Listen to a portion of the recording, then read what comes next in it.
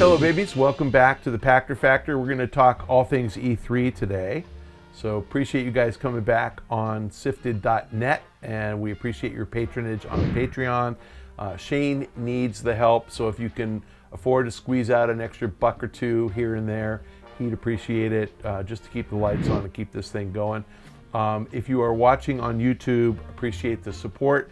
All we ask in exchange is a follow at SIFTD Games and a follow at Michael Pachter.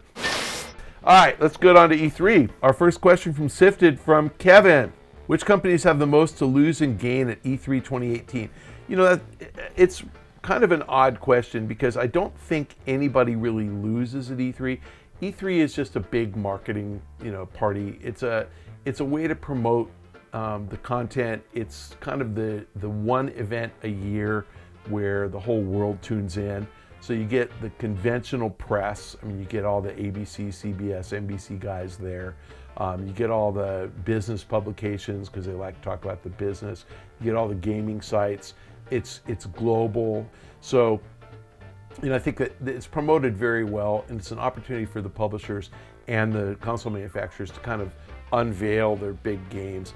Sony's doing some really cool stuff with 4 first-party titles. I think people are going to care, about what's coming there. So I don't think anybody loses because I don't think we're going to have a game reveal and people are going to go, "Oh my God, that sucks." I just don't see that. I think everybody wins who shows up at E3.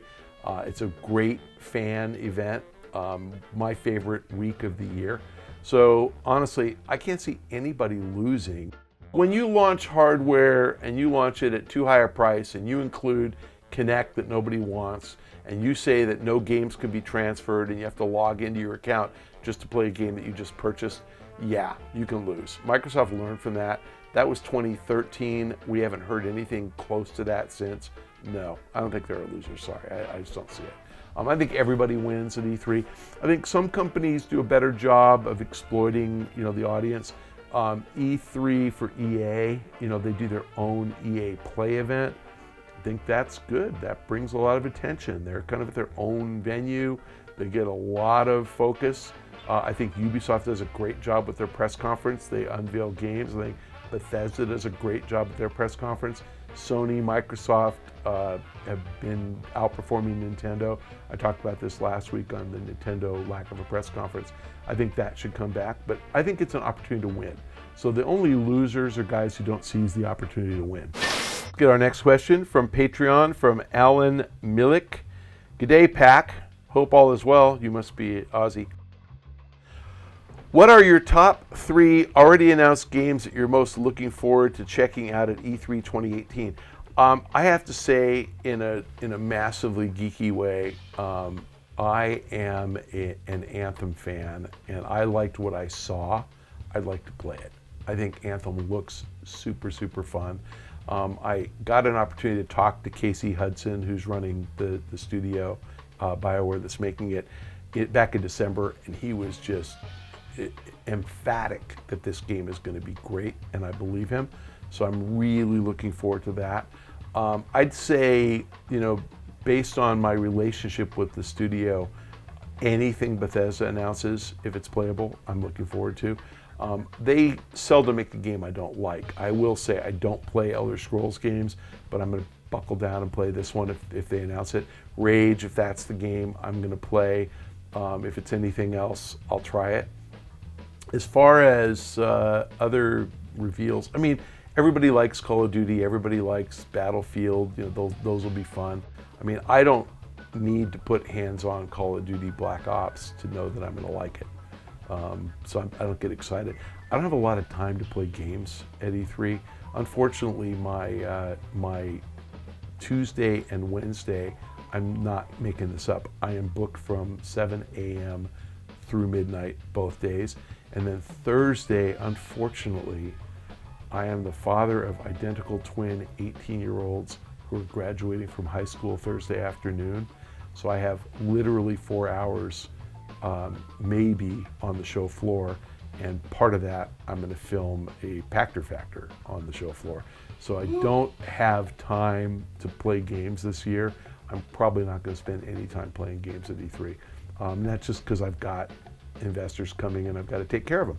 So I can look forward to all I want. I'm not going to check out very much, but I'll do the best I can. I'm going to go to EA Play on Saturday, so I will get to try Anthem for sure.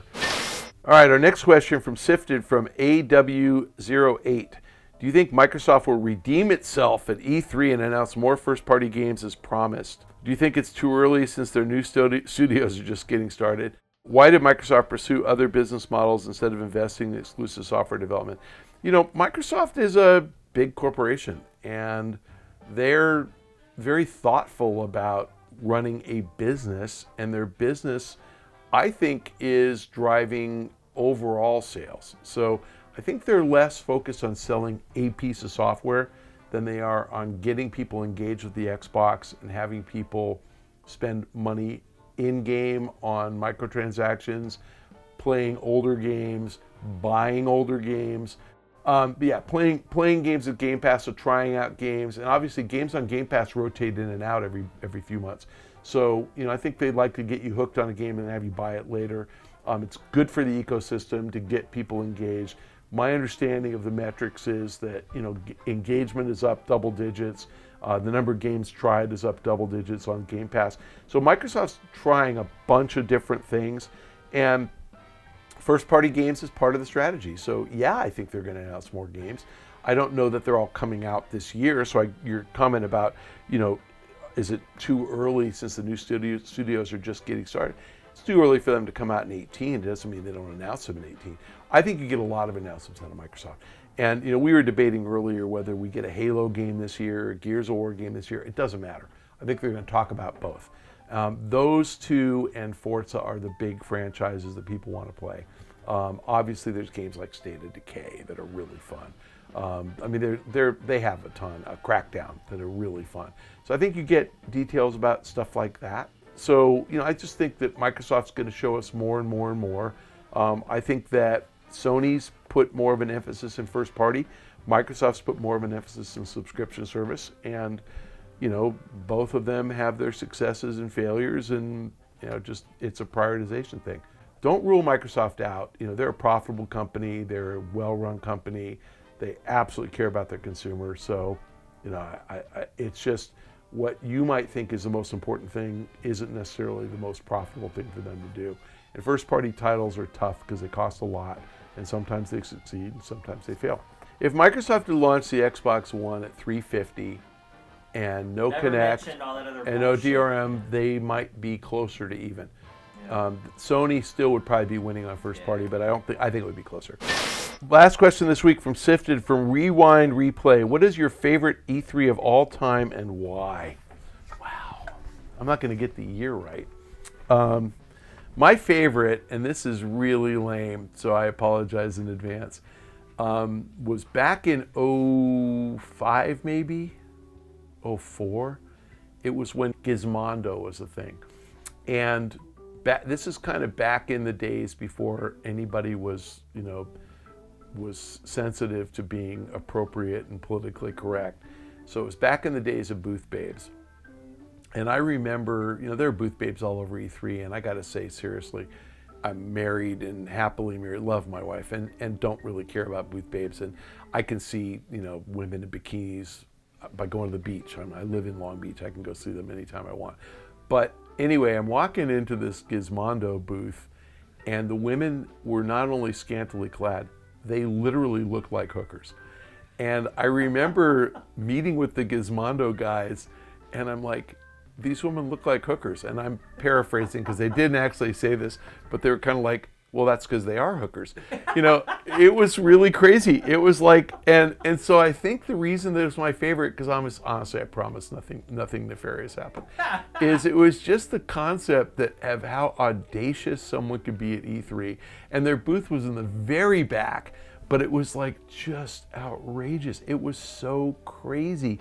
And they had this device that nobody wanted, and the company, I think, was worth $800 million at the time, and it went bankrupt, obviously, and nobody ever bought one. And so my biggest regret was they actually sent me one. And my biggest regret was that I opened the box and I tried it, and I wish I hadn't. I wish I had a Gizmondo in a sealed box, because it's got to be worth several $1,000s now, and if, it might have funded my kids like buying their first home if I just left it. But to be real, I thought that was just like the weirdest, most fun thing ever. Short of that, I mean, like going to see a concert or something, who cares, you know? I think we saw Black Eyed Peas once at a Nintendo concert. Those kinds of things are fun. Remember, Sony used to have that massive party at the Dodger Stadium or whatever. Yeah, Dodger Stadium. Yeah, five Foo bands, Fighters, like a and yeah, festival, yeah. No, I totally remember. Yeah, I mean those were fun, but you know, for me, E3 is more about just like connecting with people that I don't see for a year. So my favorites have been the last couple, because everybody that I care about pretty much comes to my party. And, you know, those of you who are too young to actually appreciate this, every year my E3 party reminds me of my wedding. And my wedding, I think we started at 6 p.m. And I remember the very first person coming up to me at my wedding to say, good night, you know, we're leaving now. And I'm like, you're leaving already? And it was 11, you know, and that 5 hours seemed like 45 minutes. I couldn't believe it was 11 already, and I'm like, oh yeah, of course you're leaving it, you know, 5 hours in. That's my E3 party. It's like it starts at 5, and at 9, I'm like, I can't believe people are leaving, you know. So every year I have a great time at E3. E3 is kind of my fun days, you know, for the whole year. I look forward to it all year. I miss it immediately after it's over. So I love E3. If you ever get a chance to go, you should. I don't know how many more we're going to have, you know, if games all move to the cloud and all direct distribution and there's no marketing and no promotion, that would be bad. But I think it's really fun. And if anything, I wish that we got more at E3, not less. I think we should celebrate games, not just console games. And no knock on the ESA. They're trying hard to be spokespeople for the entire industry. It would benefit the entire industry. You would not, you know, you need a unified voice against people who are going to try to regulate the sale of mature content or regulate the business models with loot boxes, and the ESA is that voice. So I think they do a great job. E3 is their celebration of the industry, and I think it was really beneficial if everybody who's got a stake in, you know, how the industry performs, you know, exhibits and shows up at E3. So I love it. I'm looking forward to this one. So I will say that 2017 was my favorite ever, for real, and 2018 will surpass that and be my favorite. Thanks for joining us on Pachter Factor. We are hopeful that you are Patreon patrons and you are supporting SIFTD.net. If you're watching on YouTube, we appreciate the view. Please reward us with a follow on Twitter at SIFTD Games and at Michael Pachter, because my ego needs the support. Thanks for joining us. We'll see you next week, fellow babies. Bye-bye.